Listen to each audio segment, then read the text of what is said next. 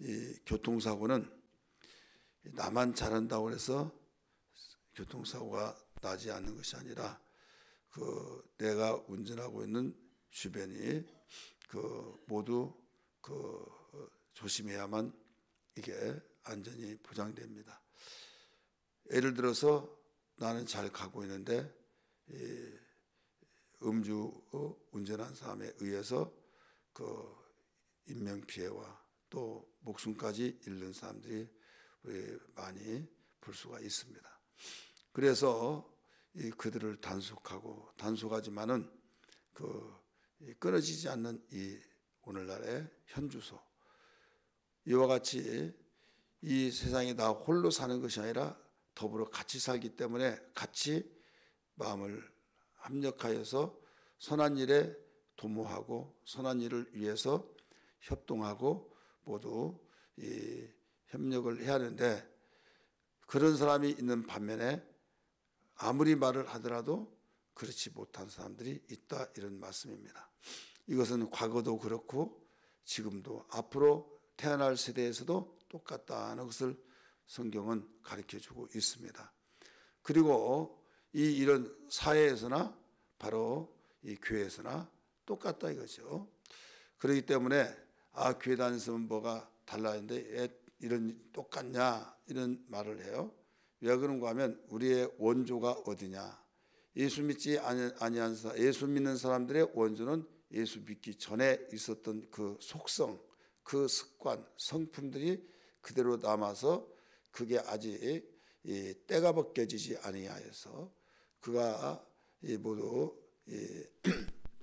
변화가 되기 전에, 예를 들어서 박교대가 고향에서 살면서 사투리를 지방 언어를 사용했는데 서울에서 살아요. 서울 사는데 곧바로 서울에서 사는 순간부터 이 말이 바뀌어지나요? 안 바뀌어지죠. 바뀌어진 것 같은데 어떤 이는 은연중에 저부터도, 그래서 목사님 전라도예요. 그런데 어떻게 하냐고 하면 이런 말을 했잖아요. 이런 말을 합니다. 그만큼 자주 안 하더라도 은연중에 나오는 것과 같이. 근데 아예 이 두 가지입니다.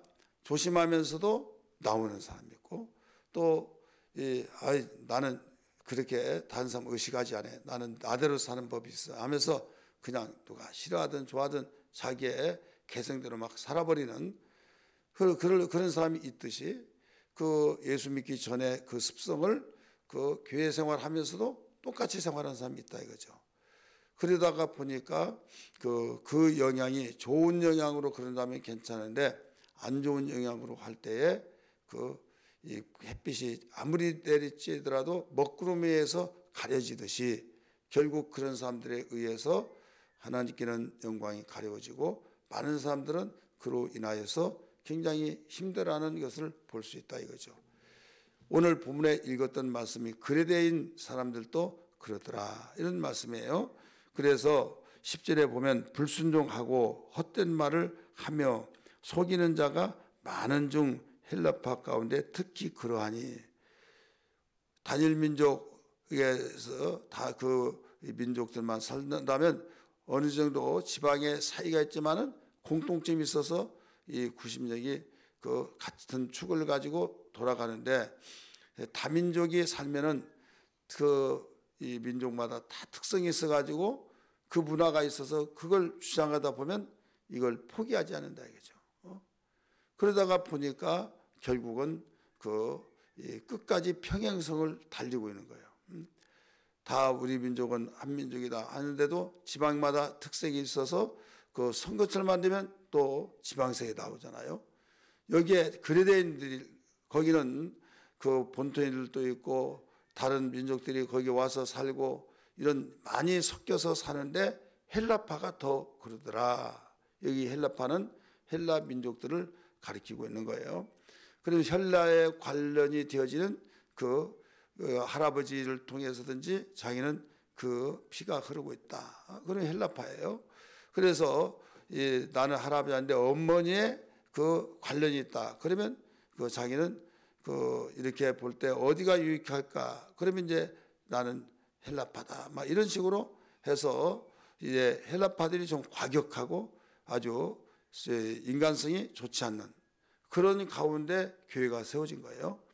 그러면 이제 이 복음으로 무장되고 복음으로 양육되어서 차츰차츰 변화가 되겠지만은 그 양육되기 전에 그러다 보니까 이 아기가 건강하게 잘 자라나면 괜찮은데 성인이 되기 전에 신생아 때 굉장히 중요하지 않습니까? 면역력도 약하고 교회가 세워져서 그런 일반적으로 본질적으로 이 악하고 악한 말을 하고 또 자기의 유익이 아니면 무조건 다 싫다고 하고 협력이란 것은 받아들이지 않고 내 주장만 하다 보니까 이게 뭉쳐지지 않는다 이거죠. 그런 가운데 교회가 세워졌어요. 교회가 뭐 하는 거야? 막 하면서 결국 자기들의 마음이 맞지 않으면 난도질을 하는 이런 상황들. 그러니까 그런 사람들에 의해서 교회 안 나가면 되잖아 하다 보니 결국 교회가 어려움을 당하고 그래서 바울 사도는 여기에 따라서 이런 말을 한 거예요. 그들의 입을 막을 것이라. 그들의 입이 얼마나 거칠고 얼마나 거짓말을 잘하고 거짓말 잘하는 사람이고 언젠가는 들통나지만은 조금 생각을 깊이 하면 이런 말하면 들통나니까 이렇게 해야 된다 하면서까지 생각한 사람들은 좀 지속이 돼요.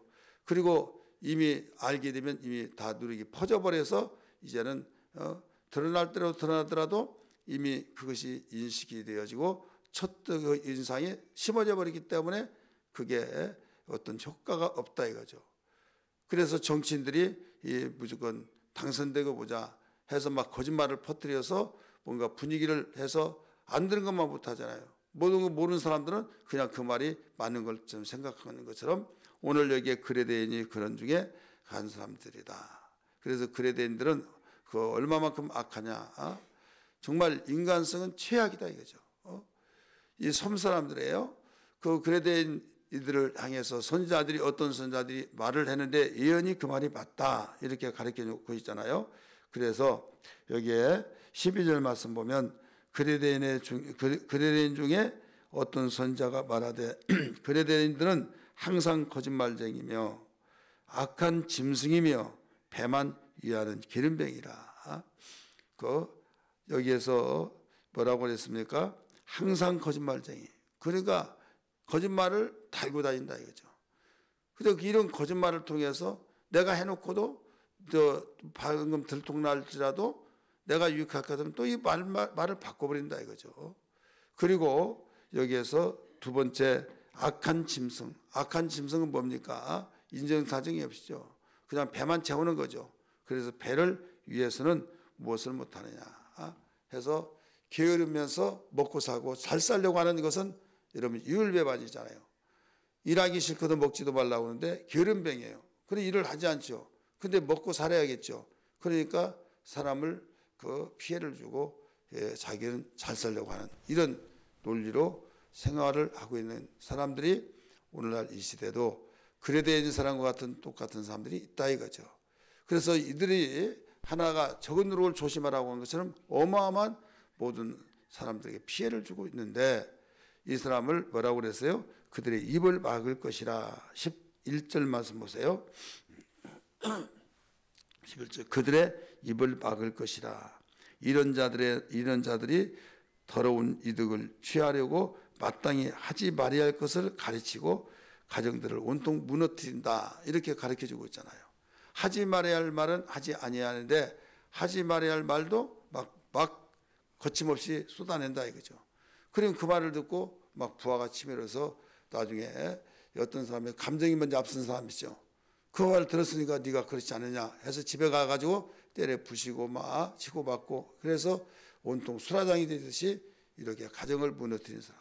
결국은 그렇지도 않은데 거짓말을 통해서 이런 문제를 일으켰다. 그러니 이런 사람들과 함께 사는 사회 어떻게 할 것이냐 이거죠. 교회 안에서까지 바로 그들이 신앙생활하면서 그 습관이 벗겨지지 아니하여서 똑같은 생활을 하고 있는 그런 생활 이럴 때 그들의 입을 막을 것이라 이게 나오죠. 그들의 입을 어떻게 막을까요? 우리는 참으로 입을 막을 것을 두 가지가 있겠죠. 하나는 물리적으로 막고 하나는 이 우려도 심수도 참아도 되지 않으니까 하나님께 기도하면서 그들을 뭘로 이기느냐? 맞대응 치면 절대 이길 수가 없어요. 성경은 맞대응 쳐서 이기는 것이 아니라 바로 인간은 지성이 있고 감성이 있고 의지가 있기 때문에 나중에 눈물밖에 없는 거죠. 진실만이 통한데 나중에 그 마음을 찔림이 되게 하고 그 마음을 돌이킬 수 있는 것은 하나님밖에 없어요. 그래서 그가 강하면 나는 약해질 때 많이 해결되어집니다. 여러분 칼이 들지 않으면 숫돌에 갈잖아요. 숫돌을 가는데 숫돌이 강하면요 절대 칼이 갈라지지 않습니다. 숫돌이 약해야만 됩니다. 그래서 돌이 깎아지면서 이 쇠가 같이 깎아지는 거예요. 근데 쇠가 그 숫돌이 강하면 이 숫돌 물도 나오지도 않고 결국 낫도 칼이나 낫 이런 것이 갈아지지 않은 거예요. 여러분 강성한 사람끼리 모여서 같이 살면요, 같이 있으면요 문제가 해결되잖아요. 근데 어떤 사람은 약하고 어떤 사람은 강하고 그래서 강한 사람이 이기는 것 같은데 결국 누가 이기냐? 숫돌은 깎아지면서 여기에 이 쇠도 같이 깎아진 거예요. 그래서 숫돌에 희생이 있어야만 그 칼이 갈려진 것처럼 하늘의 미랄이 땅에 떨어져서 많이 하늘의 미랄이 떨어져서 많은 열매를 거두는 이게 주님의 원리죠. 그래서 가정에서 혹은 가정 구성원 중에서 이런 사람이 있다고 한다면 치고받고 그러면 영원한 평행선입니다. 이때 하늘의 미랄이 되듯이 내가 죽을 때만이 그들의 입을 막는 비결이다. 그러려면 굉장히 힘들죠. 나는 그렇게 못 살아 하면 못 사는 거예요. 그런데 믿음으로 산다는 것이 그겁니다. 그러면 결국은 그의 땅에 떨어져 씨가 싹이 나서 열매를 맺듯이 이런 원리, 논리 이것은 하나님의 말씀을 통해서만이 주어진 겁니다. 그래서 그들의 입을 막을 것이라. 어떻게 막느냐? 부끄러움이 되어지고 양심은 속일 수 없잖아요. 내가 거짓말하는데 저 사람이 알면서도 나를 이렇게 하고 있다. 이것이 다 드러나게 되죠. 이제 계속 유지가 되면 여러분 아무리 팬티를 달 칠했더라도 오랫도록 되면 껍데기 칠했던 것이 퇴색되어지고 결국 모든 것이 거풀처럼 일어납니다. 그래 일어나 속이 드러나듯이 사람이 진실하지 못한 모든 것은 처음에는 속아서 넘어간다 할지라도 결국 드러나는 거예요. 그러므로 우리는 진실하게 신실하게 찬양도 있고 더 나아가서 오직 하나님이 신원하신다는 더 나아가서 이런 사람들 가운데서 같이 사는 것이 우리가 사회생활이고 교회생활도 같이 생활하는 것이 공동생활이기 때문에 공동체라고도 말하고 있잖아요. 어떤 사람이 같이 생활합니까? 예수님을 마음속에 구주로 영접한 사람들이 모이는 공동체가 교회인데 그 가운데는 오래도록 믿어서 갈고 닦고 또 변화되어서 성도의 길을 가는 사람이 있고 곧바로 신앙생활에서 말만 교회에 등록하고 예수님 영접해서 여기 있지만은 갓난아이 신생아처럼 그냥 돌보지 않으면 살아남을 수 없는 이런 사람들도 있고 또 철나지 않고 가정 구성원이 된 사람이 있듯이 여러분 오늘 우리는 교회 안에는 다양한 사람들이 모여 살아가고 있는 것이 교회 구성원들입니다. 그렇기 때문에 성경은 말합니다. 너희 강한 자는 약한 자의 약점을 담당하고 이렇게 말했어요. 강한 자가 약한 자의 약점을 담당하라. 로마서 15장 말씀을 가르쳐 주시고 있죠. 1절에서. 그러면 우리는 먼저 믿은 사람이 성숙하고 또 우리가 철이 난 사람처럼 성숙한 성도의 삶이 됐다고 한다면 모든 걸 다 이해하고 감사하는 수밖에 없어요. 그래서 그들도 처음에 그렇지만은 성숙한 사람으로 변화되었듯이 그들을 내가 돌볼 수밖에 없다. 이런 정신을 가지지 않고는 같이 생활할 수가 없는 거죠. 그렇기 때문에 예수 믿으면 내가 비싼 맘 먹고 여기 와서 이 짓 하나 하면 못하는 거죠. 그래서 주님의 마음을 품어야 된다는 걸 믿기 바랍니다. 주님의 마음을 품으라. 곧 그리스도 예수의 마음이니 이렇게 가르쳐주고 있죠. 그래서 여기에 헛된 이야기 또 여러 가지. 그래서 무조건 흥하고 다 받아준다. 이것만이 상책이 아니다 이거죠. 때로는 이제 어렵게 어려울 때는 어렵고 가까울 때는 가까우면서 때로는 꾸짖을 때는 꾸짖어야 된다. 이걸 가르쳐주고 있죠. 그래서 성경은 오늘 13절에서 가르쳐줬어요. 이 증언이 참되도다. 선지자 그레데의 선지자 중에서 그들은 거짓말쟁이고 악한 짐승이고 배만 위하는 기름병이라고 말했던 선지자의 입술이 증거했던 내용이 그대로다. 그 말이 진실하다. 그렇지 않느냐 이거예요. 그렇기 때문에 그러므로 네가 그들을 엄히 꾸짖으라 이게 나오죠. 엄히 꾸짖으라. 여러분 매도 계속 때리면 면역성이 강해져 가지고 아프지도 않아요. 안 때리다가 때리면 아프듯이 자녀 교육도 그래요. 날마다 막 했던 말 또 하고 하면 나중에 또 잔소리한다 해버려요.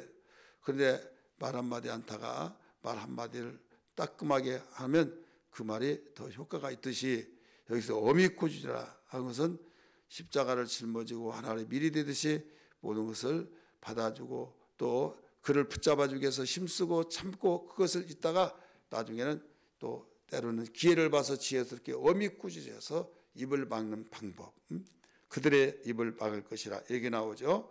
그래서 그들이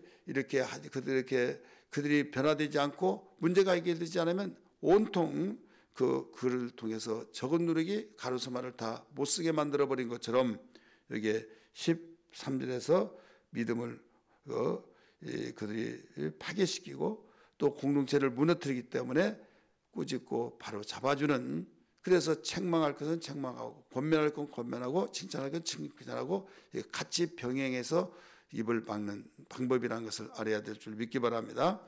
그리고 14절 보면 빌라도하고 헤롯이 원수지가 아닌데 당일에는 예수 죽일 때는 친구가 됐다고 그랬죠.